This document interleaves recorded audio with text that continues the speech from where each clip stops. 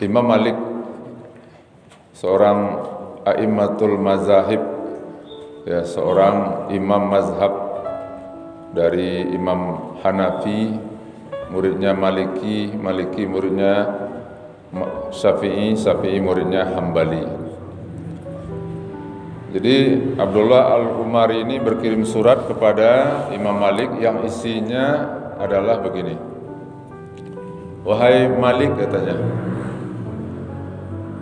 saya sarankan Anda sebaiknya Anda fokus beribadah sebanyak-banyaknya.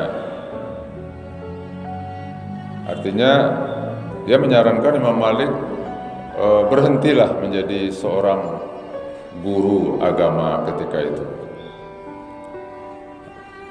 Karena Al-Umari ini adalah seorang ahli ibadah.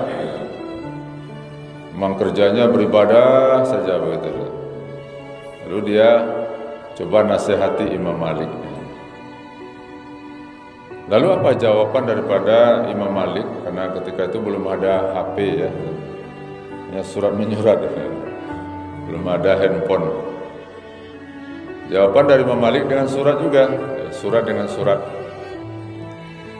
Kata Imam Malik rahimahullah, wahai sahabatku, ketahuilah bahwa sesungguhnya sebagaimana Allah menyediakan beberapa pintu rezeki.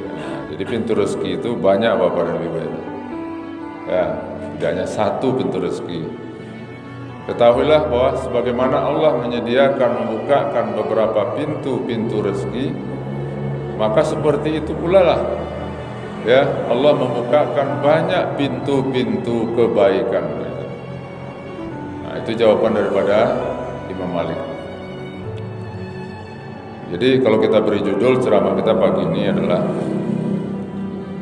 konsisten kita, istiqomah kita dengan, ya, posisi kita masing-masing. Masih terkait mungkin dengan dakwah tadi malam. Ya. Kalau Al-Umari tadi dia ahli ibadah, ya dia memang beribadah saja betul. Nah, jadi artinya Bapak Ibu, kita ibadah itu pun juga luas cakupannya. Nah, kalau kita mau umpamanya menjadi ahli ibadah, ya ibadah terus. Ya. Kalau kita tidak mampu, ya, menambah kegiatan lain, tidak masalah. Imam Malik itu dia fokus profesinya sebagai ulama ketika itu. Ya, tugasnya adalah mengajar umat di kota Baghdad itu. Banyak orang yang belajar sama dia, ribuan orang yang belajar setiap kali dia mengajar di masjidnya tadi. Jadi artinya apa Bapak Ibu? Kita ini jangan sampai ada satu kegiatan kita di luar sholat wajib, puasa wajib itu. Tapi harus ada amalan andalan kita itu. Sampai itu kita mati nanti itu. Oh, kalau Bapak Ibu umpamanya sebagai seorang guru agama atau guru negeri, silahkan, tidak masalah.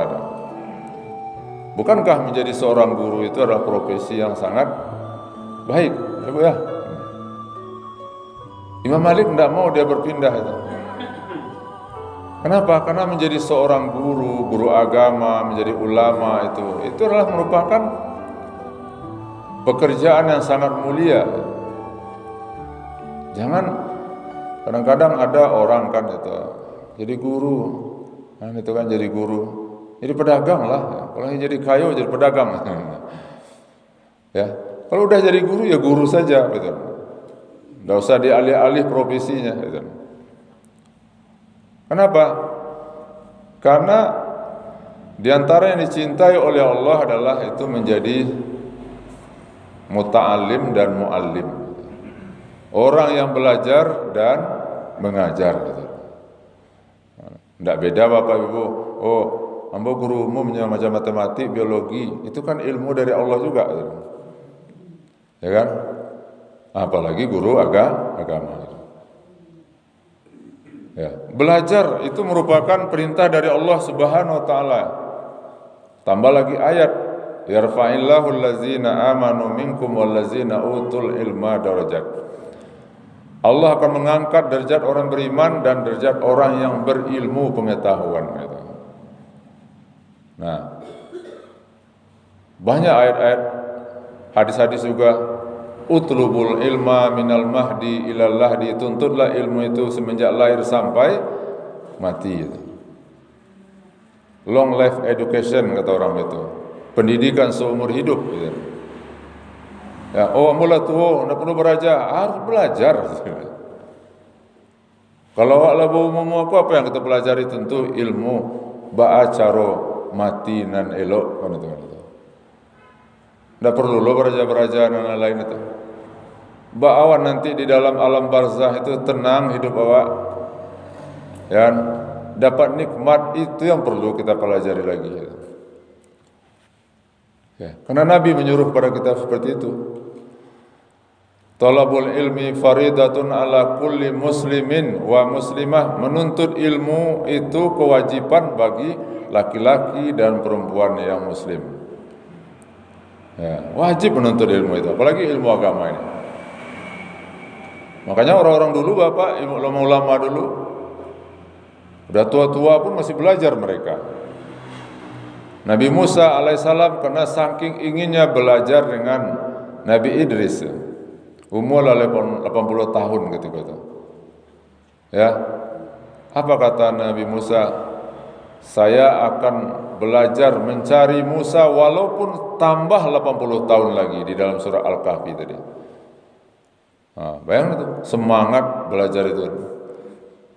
Hari ini kan Bapak dan Ibu, kelemahan kita umat Islam karena malas belajar. Malas belajar agama ini itu.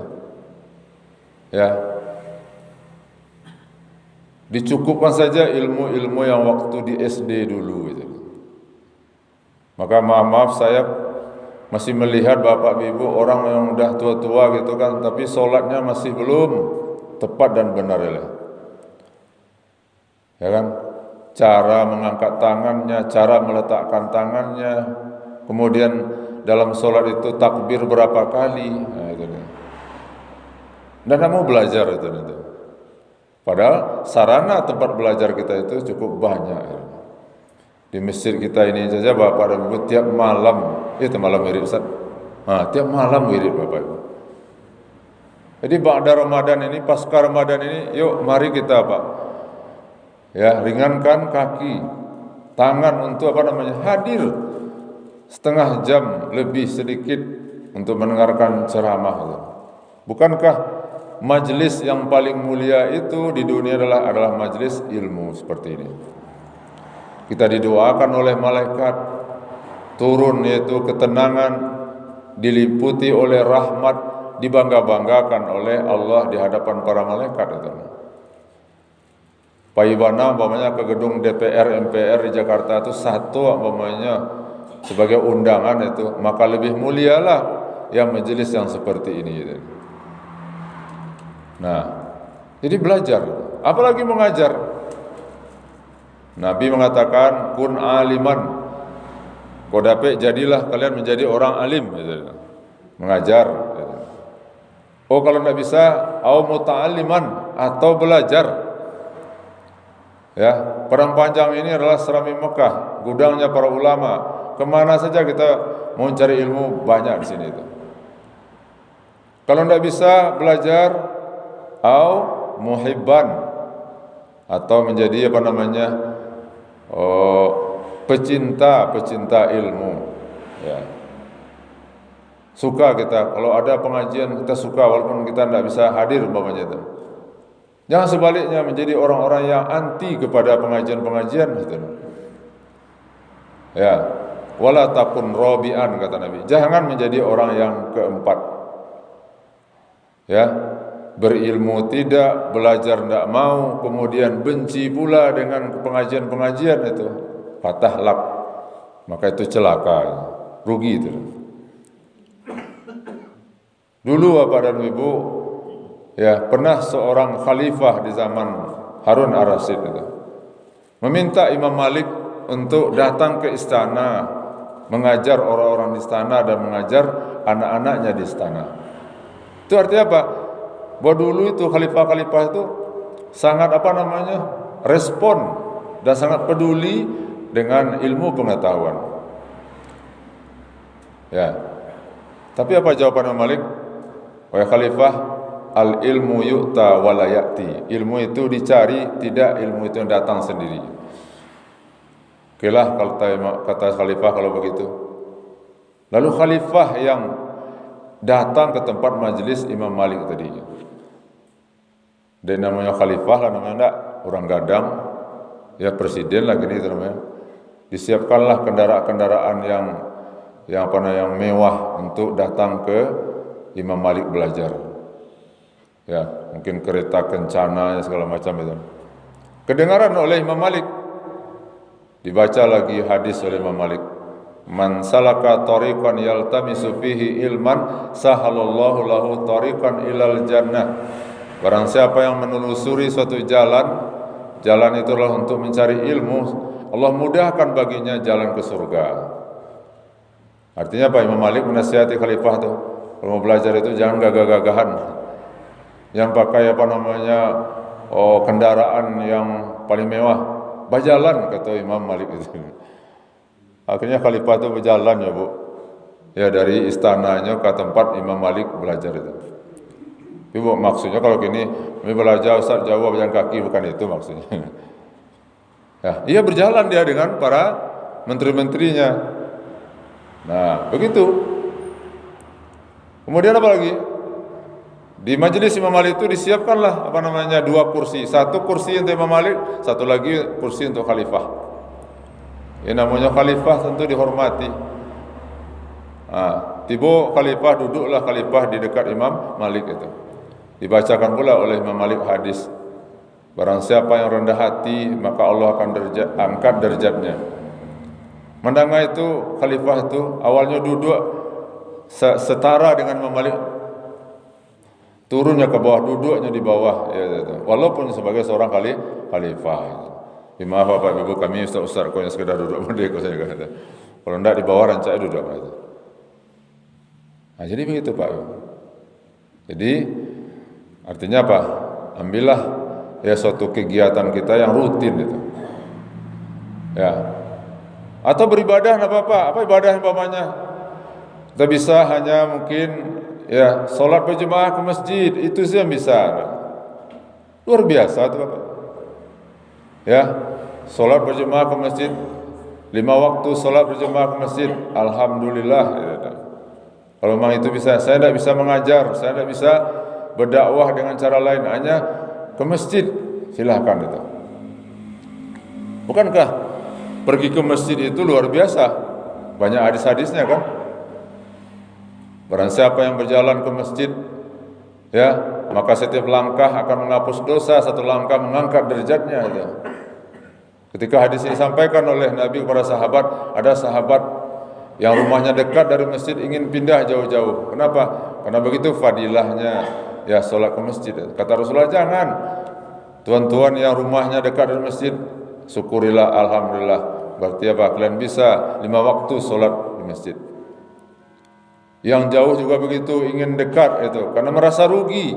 Kalau jauh nanti itu nama terlambat. Jangan kata Rasulullah. Makin jauh kalian dari masjid, semakin ya tinggi derajat kalian itu. Apalagi kita solat, yaitu solat isya, solat subuh berjemaah. Ya kata Nabi, basirul masya'ina ya bizulali yaumal qiyamah tamah bin nurit tamah. Bergembiralah orang-orang yang berjalan ke masjid dalam keadaan gelap, maka dia akhirnya nanti dia akan mendapatkan cahaya yang sempurna nanti itu. Jadi nanti di akhir itu gelap nanti itu. Tapi kita punya senter masing-masing. Alat penerang kita apa? Yaitu perjalanan kita ke masjid. Ya. Solat apa itu? Solat isya dan subuh itu. Wah, padang panjang Ustaz kan tarang, apalagi ya tinggal di Seliangate Masjid Nurul Iman itu. Berjalan sami di jalan nampak itu. Maksudnya bukan itu, malamnya itu. Karena solat yang sulit bagi orang munafik ke masjid itu adalah solat isya dan solat subuh berjemaah. Rutin gitu Bapak Ibu. Ya kan? Apa yang bisa kita? Oh, kita bisanya mungkin ya berselawat saja itu. Amalan kita utama kita adalah selawat. Itu aja tekuni terus Bapak Ibu. Ada seorang dokter umur hampir 30. Ya, belum juga dapat jodoh. Lalu bertanya kepada seorang ulama itu, Pak Kiai, apa resepnya Pak Kiai supaya dapat saya jodoh? Ya, dapat junjungan. Disarankan oleh Kiai tadi, ulama tadi.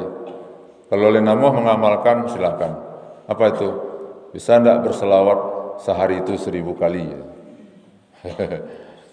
Pak berkali Bu, Pak selawat sehari?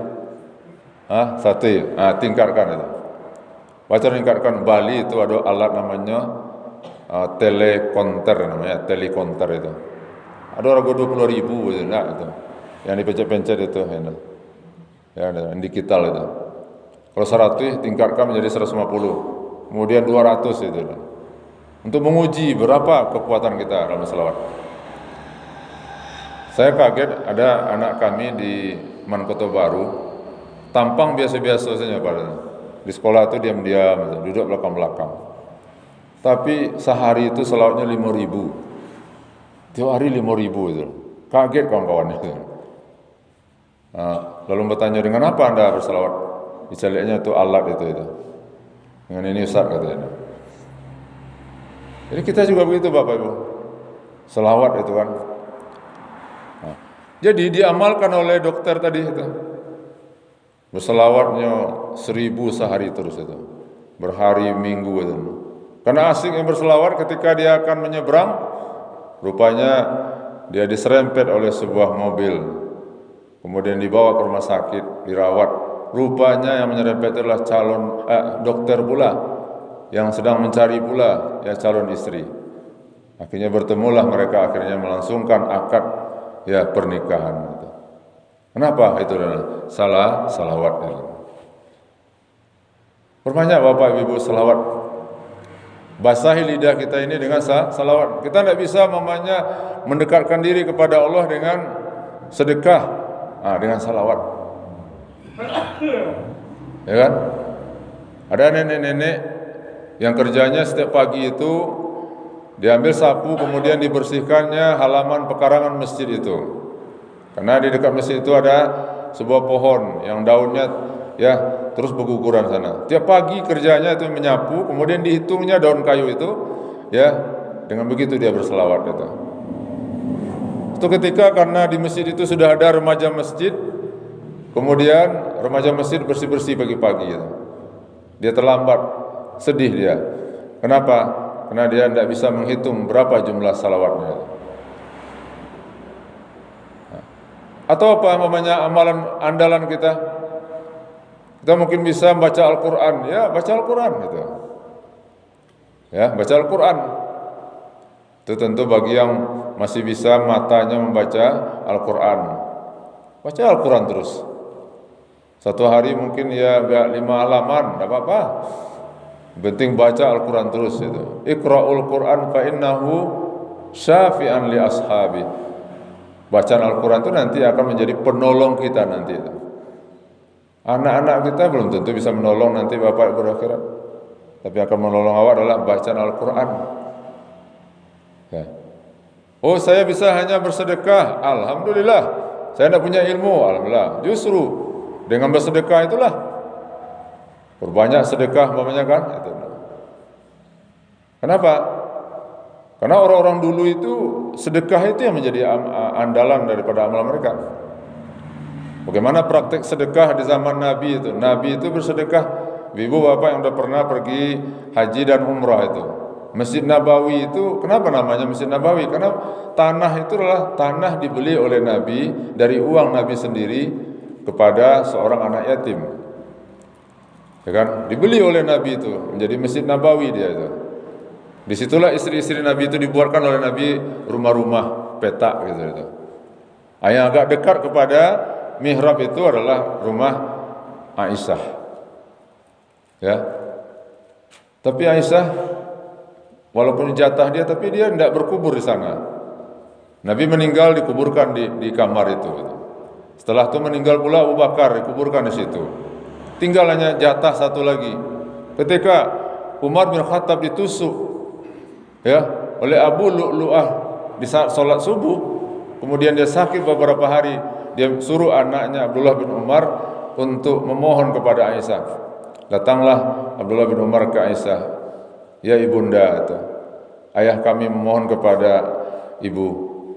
Ya, kalau seandainya ayah meninggal nanti dia mohon supaya dikuburkan di samping kekasihnya, ya junjungannya Rasulullah. Aisyah ingin sebenarnya berkubur di dekat suaminya yang tercinta. Tapi karena menghormati ya Umar bin Khattab, akhirnya dia izinkan.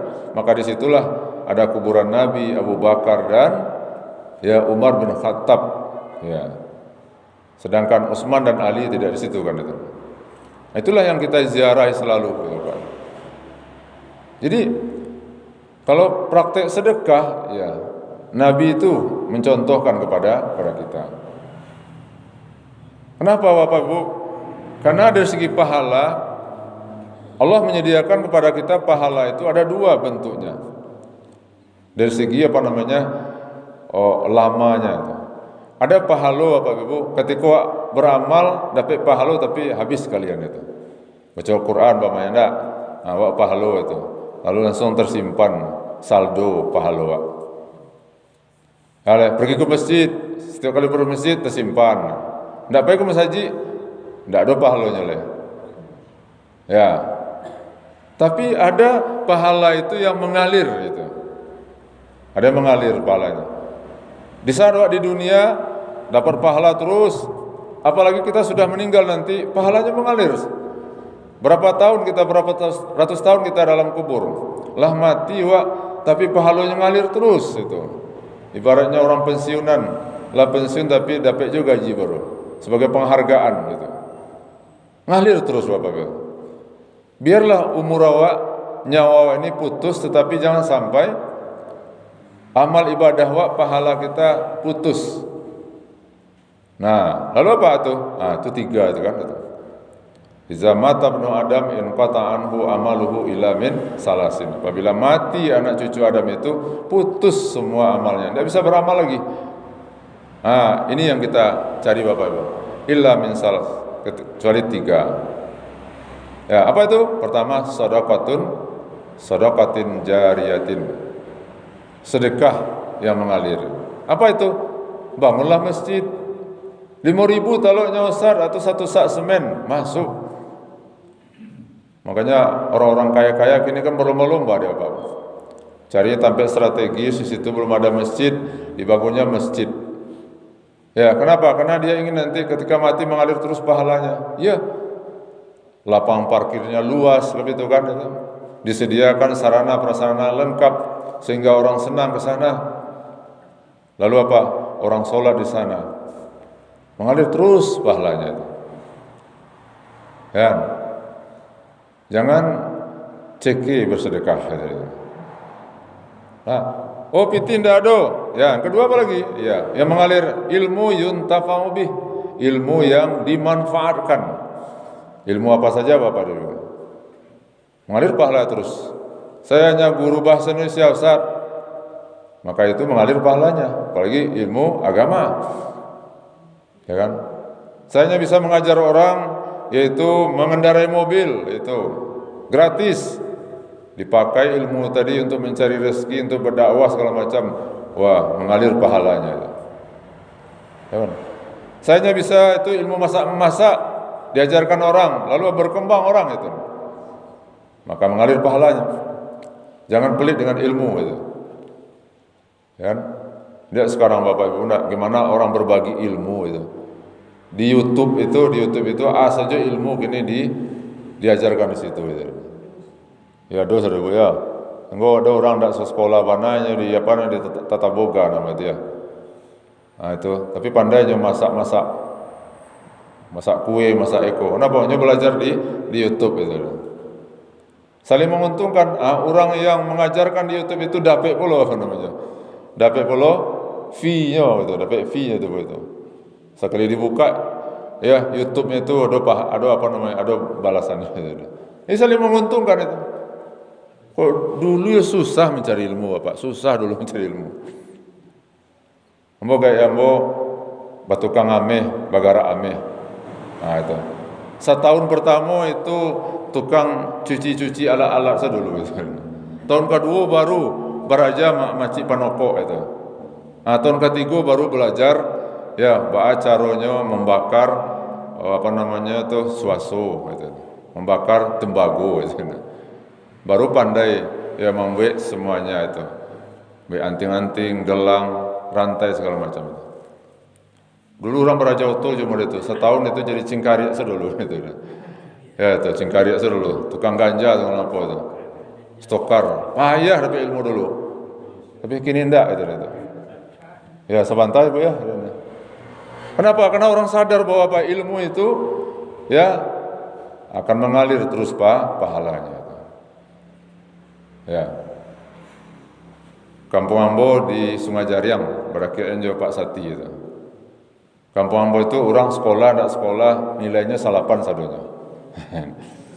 Itu tidak sekolah nilai salapan sado, kontennya salapan terus itu. Kenapa rata-rata di rumah itu membuat karak kaliang kau salapan tuh. Itu, ya dari ubi tadi.